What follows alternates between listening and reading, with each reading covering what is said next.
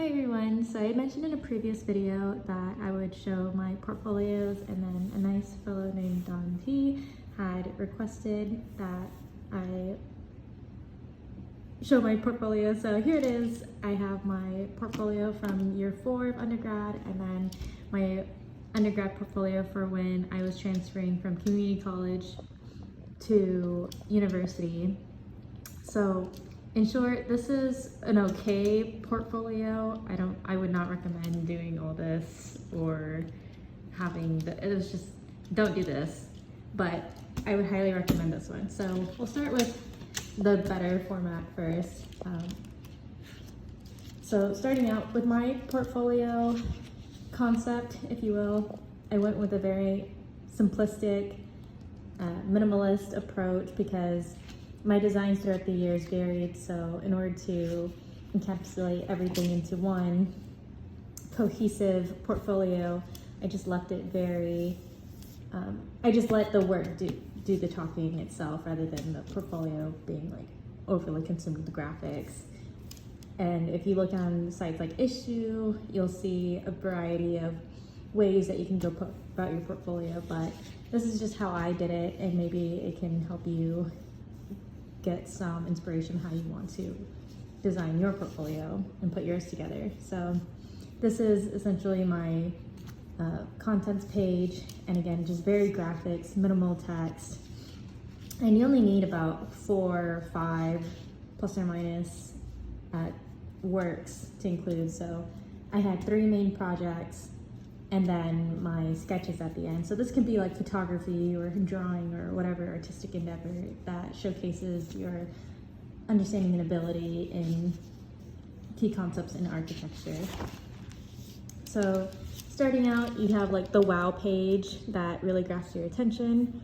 I would not do this text so big, but I don't think I really had time, or I got lazy or something.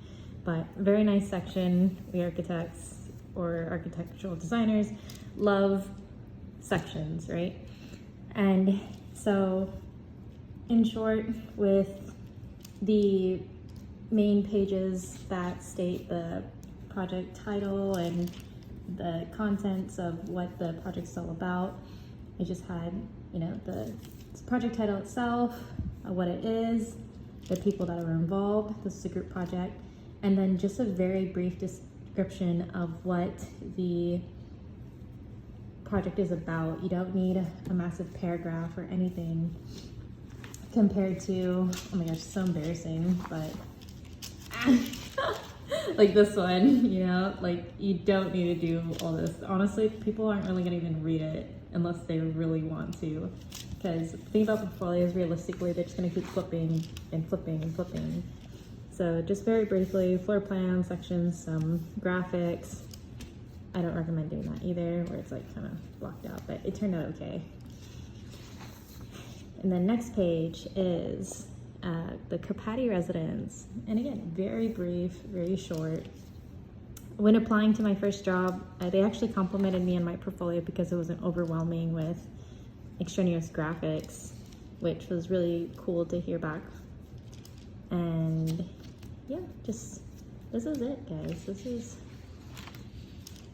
it. Well, the thing about portfolio and art and architecture in general is that it's made to look easy, but the time that it took to get it to this point, they use Photoshop and organizing it in a certain way, making sure things are aligned. So yeah, I had a nice section. And then going to the mezzanine, again, same thing, just title, what it is, and then description. And then this one was more of a renovation. So in this project, and in each project I wanted to showcase specific, specific things that would pertain to the field. So here it's more of like construction document types, whereas the other ones showed, let me flip back, showed more like, okay, like I know sustainability, I know a little bit about a wall section detail, I know how to Photoshop, you know, and the program even, like they were so different from each other. This one was a school, the other one was a house, the next one was historic preservation and an office. So I personally approached it as like I wanted to show them variety, and that I didn't find myself in a specific style, a specific type. And everyone's project and how they go about university is different. This is just how I went about it. And then at the end, I have my sketches, which was what I had done during my time in Italy. So it's just very concise and brief, and I honestly really like this portfolio that I did versus my former. Let me see.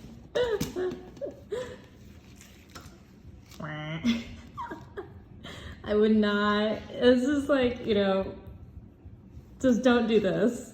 Don't do this. Before I was like, yes, this looks good. But looking back, it could have been way better. It's just too much going on, too much verbiage. I should have not put this black background for just like the one piece and just slapped the board. There's just so much else to have been done. But in my previous video, this is what I mentioned where I had got a semester held back for them to view where I should be placed. And so personally, I think the content within this portfolio was good. It just wasn't presented well enough. Like, you know, these images, they deserve their own page or like a different layout rather than just kind of like collaged. And same with this, like I could have just went with a 1 or 2, like using this and having it as its own page. And likewise with these that I had, like I have, what was I going after? So yeah, it's just, I didn't need to do all this, and I definitely didn't need to have this sort of thing either. But yeah, lessons learned. So you know, you can keep it simple.